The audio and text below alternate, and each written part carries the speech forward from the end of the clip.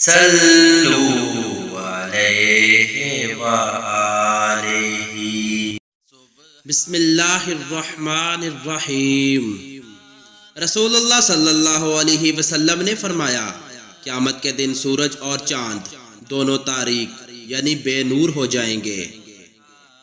رسول اللہ صلی اللہ علیہ وسلم نے فرمایا، سورج اور چاند اللہ تعالیٰ کی نشانیوں میں سے دو نشانیاں ہیں، کسی کی موت و حیات سے ان میں گرہن نہیں لگتا، اس لیے جب تم گرہن دیکھو تو اللہ کی یاد میں لگ جایا کرو۔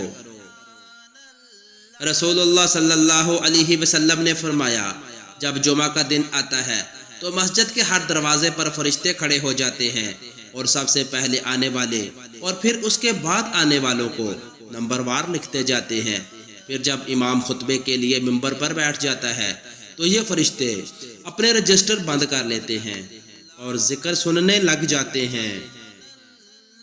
رسول اللہ صلی اللہ علیہ وسلم نے فرمایا، جنتیوں کا خیمہ کیا ہے؟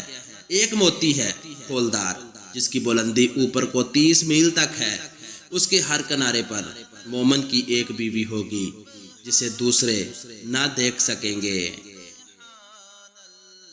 رسول اللہ صلی اللہ علیہ وسلم نے فرمایا، اللہ تعالیٰ کا ارشاد ہے کہ میں نے اپنے نیک بندوں کے لیے وہ چیزیں تیار کر رکھی ہیں جنہیں نہ آنکھوں نے دیکھا، نہ کانوں نے سنا اور نہ کسی انسان کے دل میں ان کا کبھی خیال گزرا ہے۔ رسول اللہ صلی اللہ علیہ وسلم نے فرمایا، میری امت میں سے 7 لاکھ کی ایک جماعت جنت میں ایک ہی وقت میں داخل ہوگی اور ان سب کے چہرے ایسے چمکیں گے جیسے 14ویں کا چاند چمکتا ہے۔ حضرت عائشہ رضی اللہ تعالی عنہ بیان کرتی ہیں کہ جتنے روزے آپ صلی اللہ علیہ وسلم شعبان میں رکھتے، میں نے کسی مہینے میں اس سے زیادہ روزے رکھتے آپ صلی اللہ علیہ وسلم کو نہیں دیکھا۔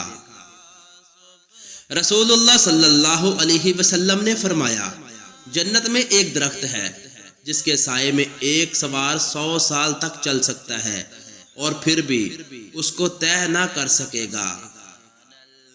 جب کوئی تم میں سے سویا ہوا ہوتا ہے تو شیطان اس کے سر کی گدی پر 3 گرہ لگا دیتا ہے خوب اچھی طرح سے، اور ہر گرہ پر یہ افسون پھینک دیتا ہے کہ ابھی بہت رات باقی ہے، بڑا سوتا رہ۔ لیکن اگر وہ شخص جاگ کر اللہ کا ذکر شروع کرتا ہے تو ایک گرہ کھل جاتی ہے، پھر جب وضو کرتا ہے تو دوسری گرہ کھل جاتی ہے، پھر جب نماز فجر پڑھتا ہے تو تیسری گرہ بھی کھل جاتی ہے، اور صبح کو خوش مزاج خوش دل رہتا ہے، ورنہ بد مزاج سست رہ کر وہ دن گزارتا ہے۔ دوستو مزید ویڈیوز کے لیے چینل کو سبسکرائب کر کے بیل نوٹیفکیشن دبا لیں۔ ملتے ہیں نیکسٹ ویڈیو میں، تب تک کے لیے اللہ حافظ۔